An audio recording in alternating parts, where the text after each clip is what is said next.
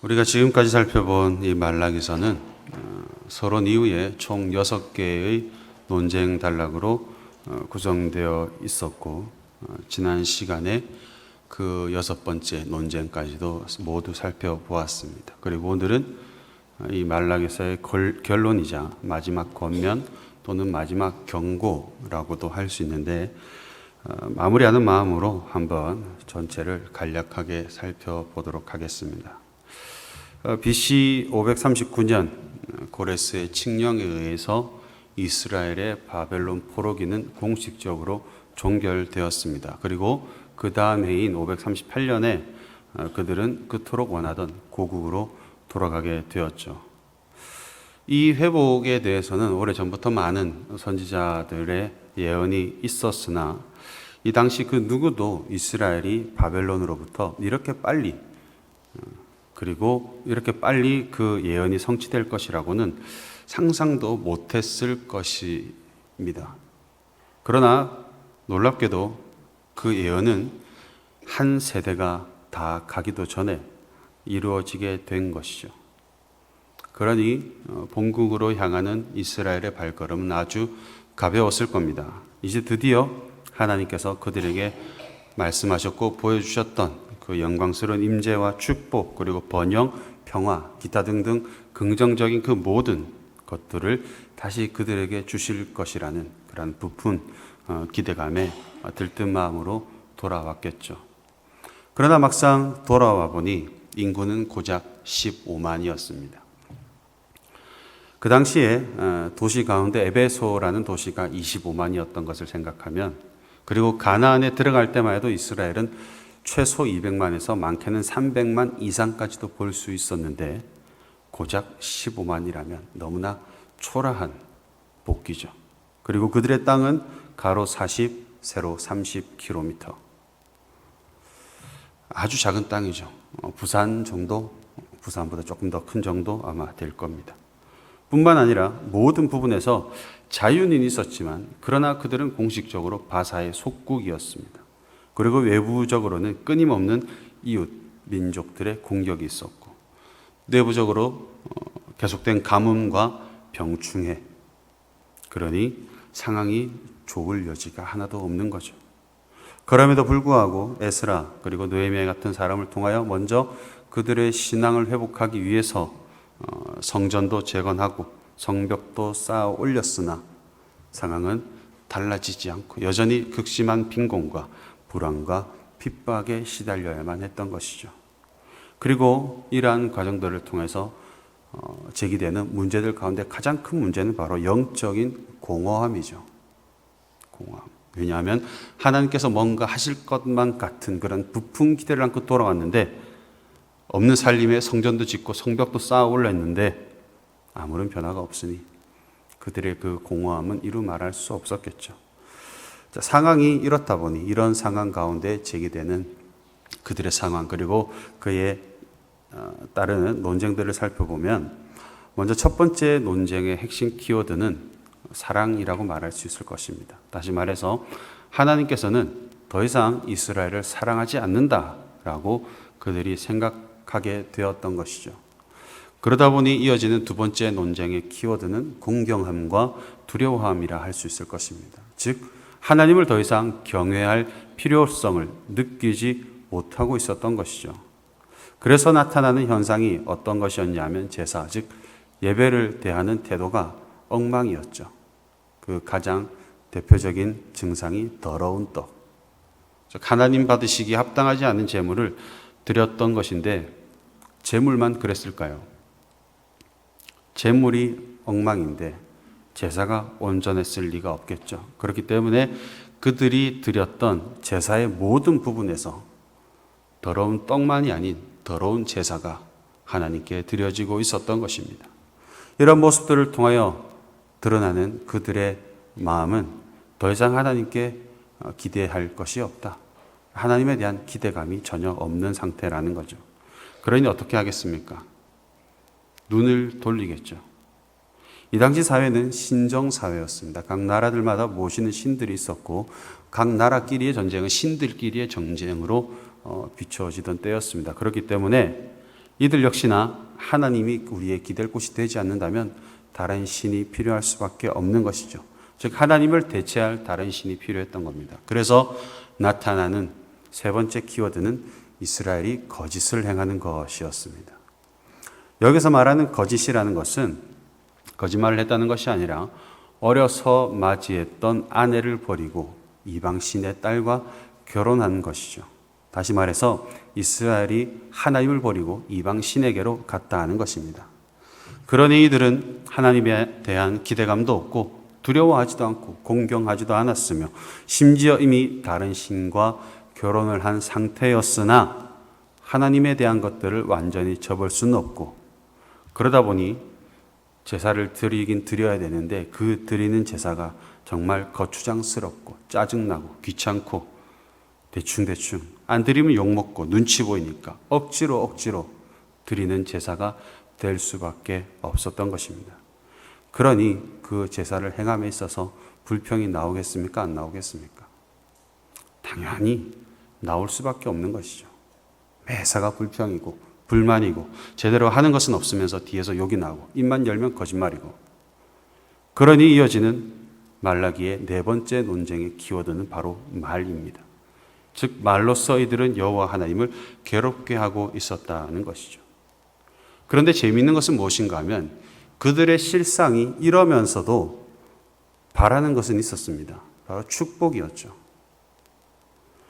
다섯 번째 논쟁에서 알 수 있는 것은 그들의 이런 엉망진창인 상황임에도 불구하고 그들은 여전히 하나님께 복받기를 구하고 있었다는 것입니다. 정신이 나간 거죠.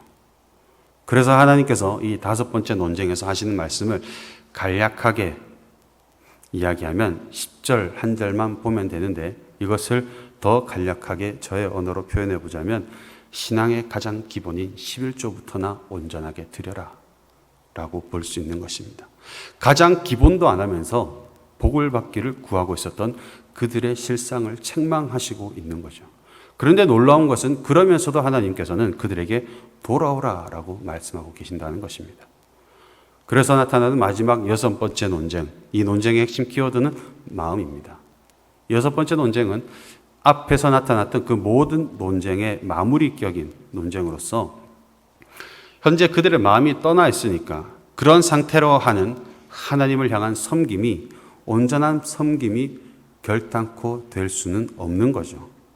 물론 행위는 있을 수 있습니다. 그렇기 때문에 겉으로 보기에는 괜찮아 보일 수 있습니다. 제대로 하는 것 같이 보일 수는 있겠죠. 그러나 마음이 없는 상태라는 그 모든 것들은 하나님 보시기에 온전한 섬김이 될 수가 없는 겁니다. 그래서 마지막 논쟁에서 하나님께서는 이렇게 말씀하십니다. 여호와의 날이 이를 것을 기억하라. 그날은 분별하는 날이 될 것이다. 의인과 악인을 분별하고 하나님을 섬기는 자와 섬기지 않는 자를 분별하는 날이 될 것이다. 그리고 그날은 불같은 날로서 악인과 섬기지 않는 자로 분류된 교만한 자와 악을 행하는 자는 지푸라기 같이 다 태워버릴 것이다. 반면에 여호와를 온전히 섬겼던 자는 치료하는 광선이 비추어서 온전했던 모습으로 회복됨을 얻게 될 것이다 라고 말씀함으로써 모든 논쟁을 끝마쳤습니다. 여기서 우리가 분명히 알아야 될 것은 이스라엘 입장에서 하나님은 변했습니다. 그런데 실제로 하나님이 변했던 것인가요? 그들의 착각이죠. 하나님은 단 한순간도 변하신 적이 없었고 심지어 지금 이스라엘이 온갖 악행을 저지르고 있는 이 순간에도 하나님은 여전히 동일하셔서 이스라엘이 돌아오기를 바라고 계신다라는 것입니다. 변한 것은 이스라엘이고 떠난 건 역시나 이스라엘인데도 안타깝게도 그들은 전혀 그렇게 생각하지 않고 있다는 것이죠.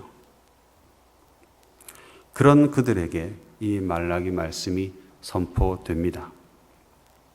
그러면 전부는 아니겠지만 그 중에 일부는 듣고 깨닫고 돌아오는 자들이 있을 수도 있겠죠.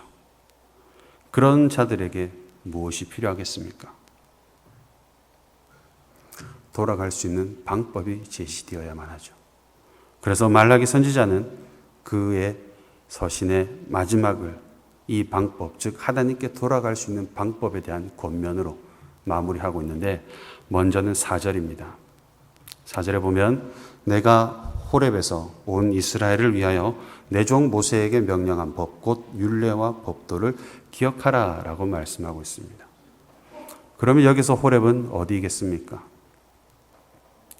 출애굽기 3장 1절에서 모세가 맨 처음 여호와 하나님의 임재를 경험했던 산이기도 하며, 동시에 여호와께서 모세를 통하여 이스라엘에게 율법을 주신 신의 산과도 동일시되는 산이죠. 그렇다면 모세가 이 산에서 하나님께 받은 법은 무엇인가 하면 바로 십계명입니다. 그런데 이 본문을 자세히 들여다보면 딱 이 10가지 계명만을 말하고 있는 것은 아닌 것 같습니다. 왜냐하면 법만이 아니라 율례와 법도도 함께 기억하라고 말씀하고 있죠. 물론 이 3가지가 바라보고 있는 것은 동일합니다. 십계명이죠. 그러나 각각의 뉘앙스가 조금씩 차이가 있는데, 그것을 한번 살펴보면, 먼저 법이라는 말은 일반적으로 구약에 기록된 율법 전체를 일컫는 표현이 맞습니다. 그리고 율례라는 것은 제정된 법이나 규례를 의미하는 단어인 후크마라는 말의 복수로서, 앞서 말한 법이 구약의 모든 율법을 지칭하는 표현이라고 한다면, 이 율례라는 것은 그 율법을 지켜내기 위하여 이스라엘이 주체적으로 만든 시행령 정도로 생각할 수 있는 것이죠. 그리고 마지막으로 말하고 있는 법도라는 것은 법에 의해서 재판받는 상황을 이야기하는 것으로서 정당한 판결 또는 공의를 지칭하는 표현으로 볼 수 있습니다. 그러므로 이 3가지를 함께 기억하라는 말씀은 그 규례를 기억하는 것도 중요하지만 단순히 기억하는 것에만 그치는 것이 아니라 삶 속에서 그것을 그대로 시행령을 따라서 살아내고, 그리하여서 결국 재판에 섰을 때에 무죄 선고를 받을 수 있도록 하라는 아주 구체적이고 강력한 명령으로 볼 수 있는 것이죠. 그렇기 때문에 문장 마지막에 나타나는 기억하라는 단어 역시나 단순히 머릿속으로만 인지하라는 말이 아니라 삶 속에서 행하라는 의미를 가지고 있는 단어가 사용되고 있는 것이죠. 그런데 여기서 주목해 볼 것은, 이렇게 살아가는 것이 누구를 위한 것이라 말씀하고 있는가 하면 이 모든 것을 주신 하나님이 아닌 이스라엘을 위한 것이라 말씀하고 있다는 것입니다. 그러면 이것을 기억하는 것이 어째서 이스라엘을 위한 것이 되는가 하면, 그것을 지킴으로써 하나님과 동맹관계가 인정되게 되죠. 이 부분에 대해서는 첫 번째 논쟁할 때 말씀드린 적이 있습니다. 즉 그것을 지킴으로써 하나님과의 동맹관계가 인정되게 되는데, 하나님과의 동맹은 실로 아주 막강한 동맹입니다. 첫 번째 논쟁에서 말했듯이 하나님께서는 이 모든 세상의 역사를 주관하는 분입니다. 바벨론도 처리하셨고, 아수르도 처리하셨고, 에돔도 처리하셨고, 현재 실세인 바사국 역시나 하나님의 뜻대로 움직이고 계시는 분이기 때문이죠.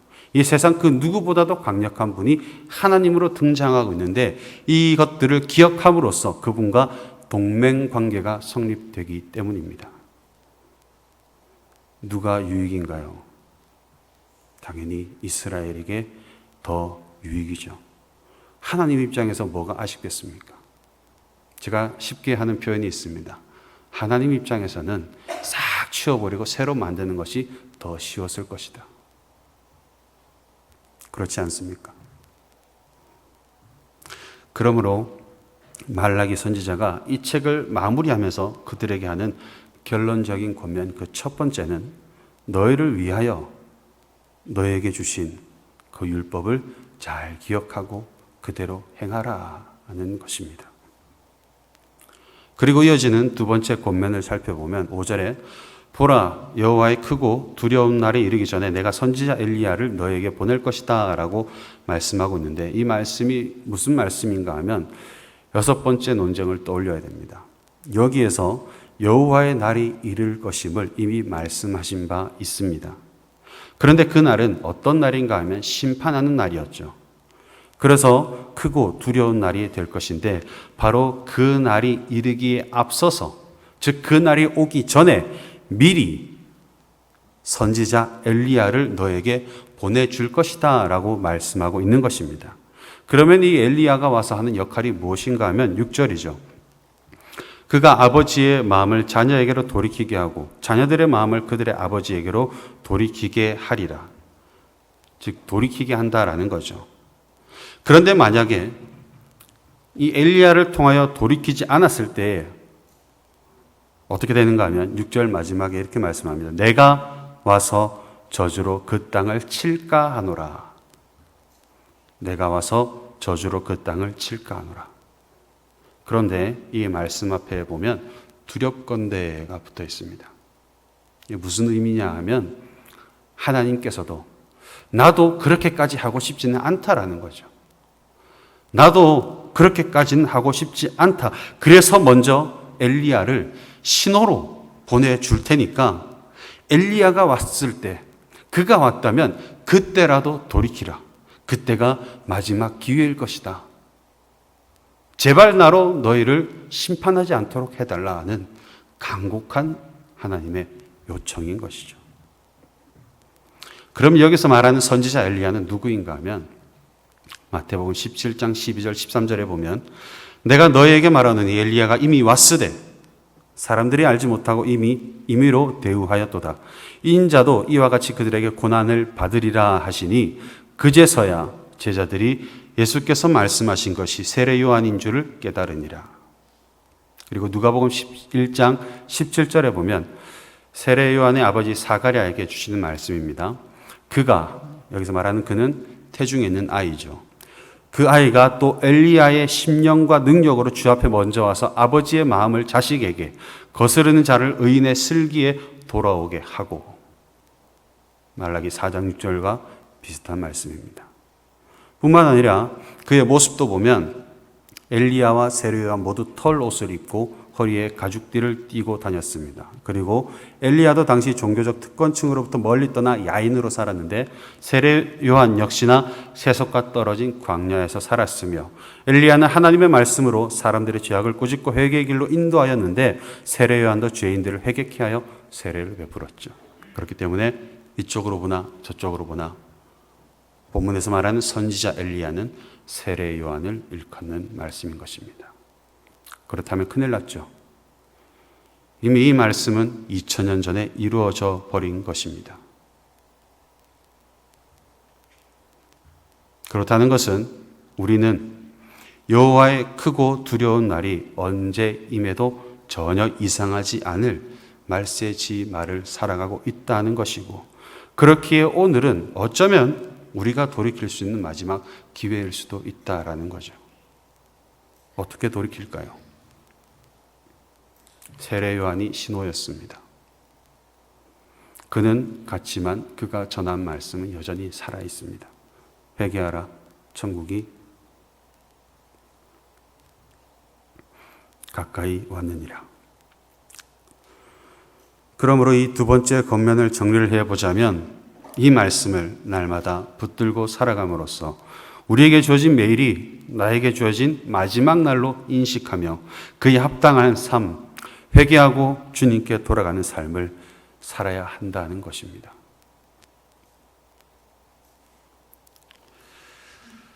말씀을 읽겠습니다. 여호와의 크고 두려운 날이 바로 우리 코앞에 있는 그런 날들을 우리는 살아가고 있습니다. 그리고 그런 하루가 지나가고 있죠. 그런 여러분의 오늘 하루는 어떠셨습니까? 하나님 편에 서 있는 하루였습니까? 아니면 그저 그렇게 생각만 하던 하루였습니까? 아니면 아무것도 생각하지 않고 그냥 지나가 버린 하루였습니까?